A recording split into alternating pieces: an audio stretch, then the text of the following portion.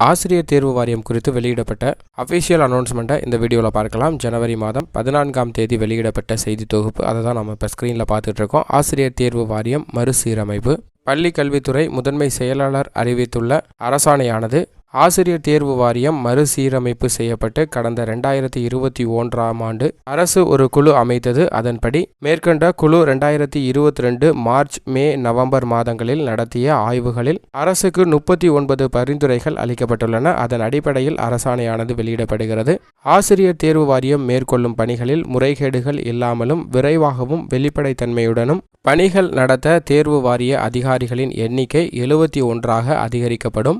மறுசீரமைப்பு வாரியம் அமைக்கப்படும். அதன் தலைவராக ஒரு IAS அதிகாரி இருப்பார். கல்வித்துறையை இயக்குனர் அளவில் 2 முன்னாள் அரசு அதிகாரிகள் அளவில் மனிதவள நிர்வாக அதிகாரிகள், முன்னாள் பள்ளி கல்வி ஆணையர், முன்னாள் தொழில்நுட்ப கல்வி இயக்குனர், முன்னாள் கல்லூரி கல்வி இயக்குனர் அளவில் தலா ஒருவர் என 4 பேரும், முன்னாள் அரசு அதிகாரிகள் என 4 பேரும் இந்த குழுவில் இடம்பெறுகின்றனர் அப்படிங்கிறத தெரிவிச்சிருக்காங்க.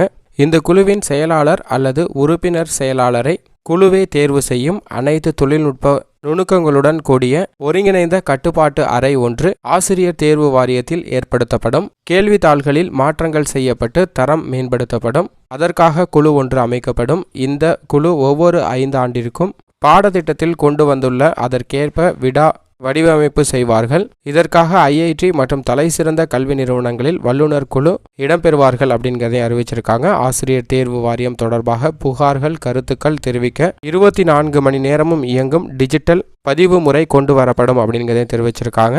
மாவட்ட அளவில் ஏற்படும் பிரச்சனைகளை தீர்க்க மாவட்ட தேர்வு கண்காணிப்பு குழு ஒன்று அமைக்கப்படும். இவர்கள் சட்ட ரீதியான பிரச்சனைகளை கையாளுவார்கள். ஒவ்வொரு ஆண்டும் ஆசிரியர் தேர்வு வாரிய போட்டித் தேர்வுகளின் கட்டமைப்பு மாற்றி அமைக்க ஆலோசனை செய்யப்படும் அப்படிங்கிறதை தெரிவிச்சிருக்காங்க. 2023 சுமார் 15,000 காலி பணியிடங்கள் நிரப்புவதற்கான அறிவிப்பு வெளியிடப்பட்டிருக்கு. ஆசிரியர் தேர்வு வாரியத்திலும் பல்வேறு நடவடிக்கைகள் மேற்கொள்ளப்பட்டு வருகின்றன.